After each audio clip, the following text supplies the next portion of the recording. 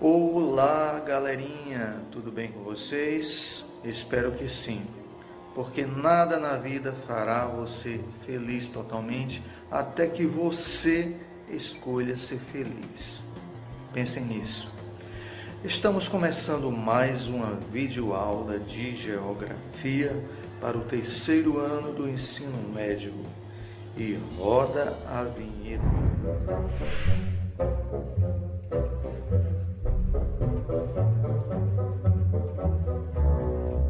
Bom, galerinha, nosso assunto de hoje será a hidrografia do Brasil.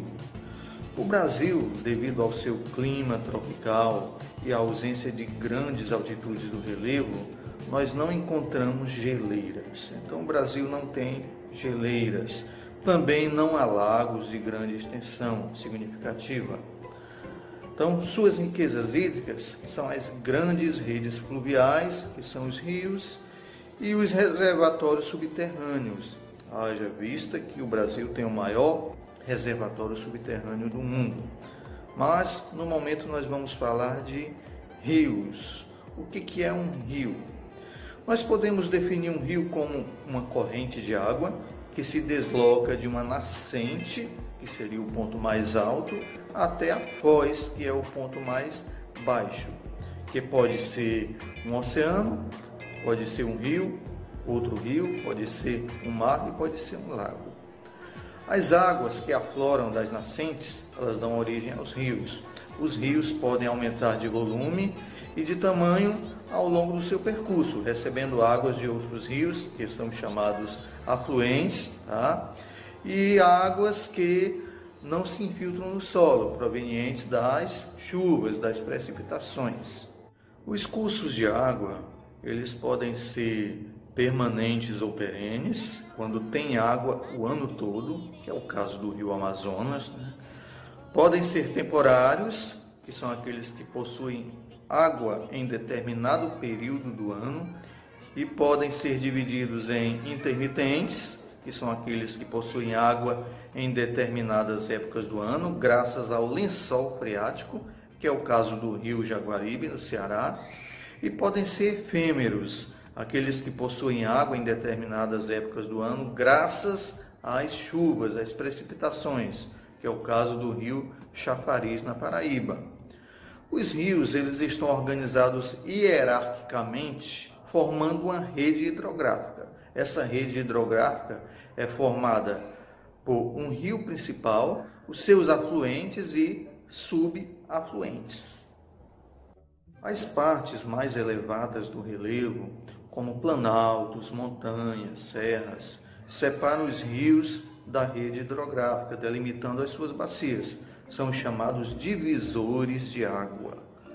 Os principais divisores de água das bacias hidrográficas brasileiras são a Cordilheira dos Andes, que é onde nascem os formadores do Amazonas, o antigo Planalto das Guianas, que é onde nascem os afluentes da margem esquerda do rio Amazonas, e diferentes partes do Planalto brasileiro, onde se originam os rios das bacias do Tocantins-Araguaia e o São Francisco e a Bacia Platina.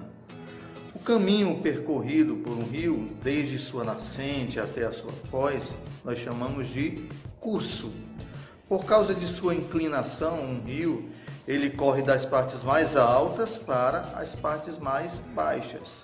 Nós podemos distinguir em um rio o curso superior, que fica junto à nascente, o curso médio, que fica no meio do rio, e o curso inferior, que é aquele que fica próximo à foz. O lugar onde o rio lança as suas águas, tanto no oceano, em um lago ou outro rio, nós chamamos de foz. O tipo de terreno, profundidade do leito, volume de água, são características que tornam possível a existência de basicamente 3 tipos de foz. A foz de estuário, que é uma desembocadura larga e profunda, onde o rio lança águas no oceano, não tem obstáculos. Sob a influência da maré ocorre a mistura de água salgada com a doce, resultando em água salobra. Exemplo de foz de estuário, podemos ver o estuário do rio Jaguaribe, em Aracati, no Ceará. Existe a foz de Barra, que é onde os rios carregam grande quantidade de sedimentos e lançam suas águas em mares pouco profundos. Com o tempo, o material acumula-se como obstáculo na saída das águas. Podemos exemplificar a foz da Barra do Ceará. E a de Delta é quando pequenas ilhas formadas por sedimentos carregados pelos rios dividem as águas pluviais em vários canais. Podemos ter como exemplo o delta do rio Parnaíba. A alimentação de rios é a maneira pela qual um rio recebe as suas águas. Existem basicamente 3 tipos de alimentação fluvial. Seria a pluvial, que é quando o rio recebe água das chuvas. Nival ou glacial, quando o rio recebe água do derretimento das geleiras. E pluvio-nival, quando o rio recebe água do derretimento das geleiras e também das chuvas.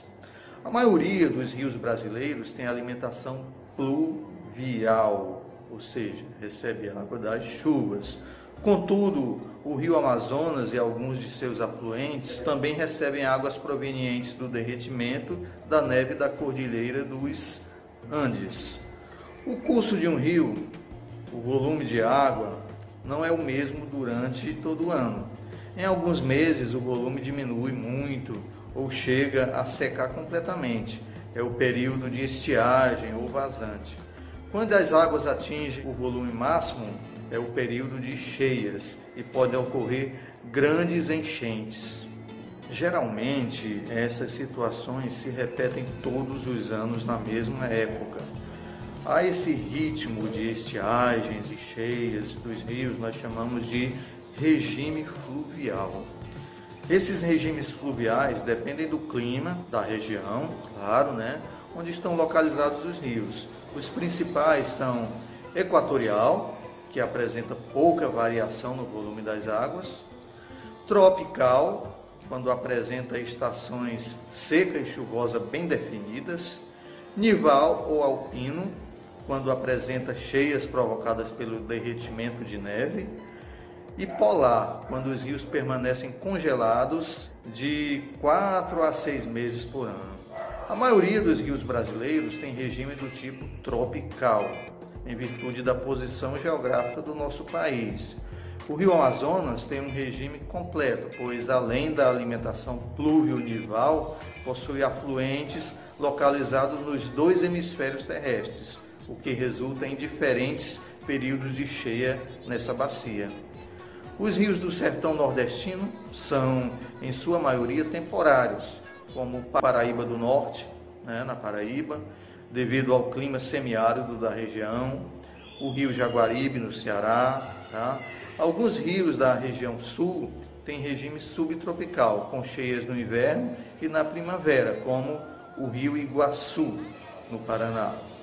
Bom, galerinha, nós já sabemos que clima e rios estão intimamente relacionados pela forma de alimentação e do regime. Também sabemos que os rios cortam vários tipos de relevo, realizando importante trabalho de erosão. Quanto à interação entre o relevo e os rios, nós podemos considerar que existem os rios de planalto e os rios de planície.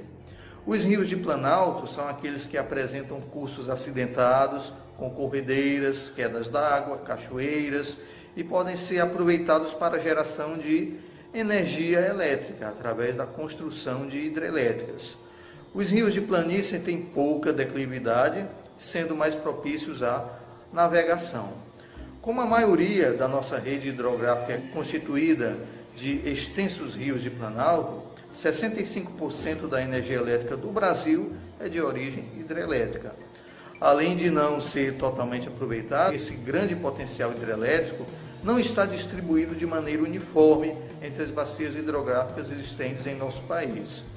O rio Amazonas e o rio Paraguai percorrem extensas regiões de terras baixas e planícies. Permitem a navegação fluvial, integrando diferentes bacias hidrográficas brasileiras. Bom, galerinha, na próxima aula nós veremos as regiões hidrográficas brasileiras. Por hoje, nós ficamos por aqui.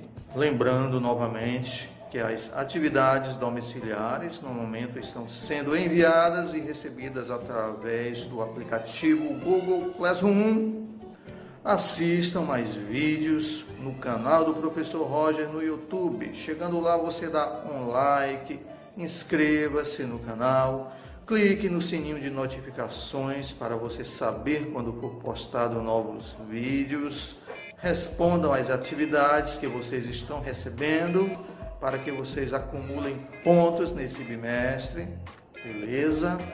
Um grande abraço, beijo no coração, até logo, até mais ver, tamo junto, é nóis!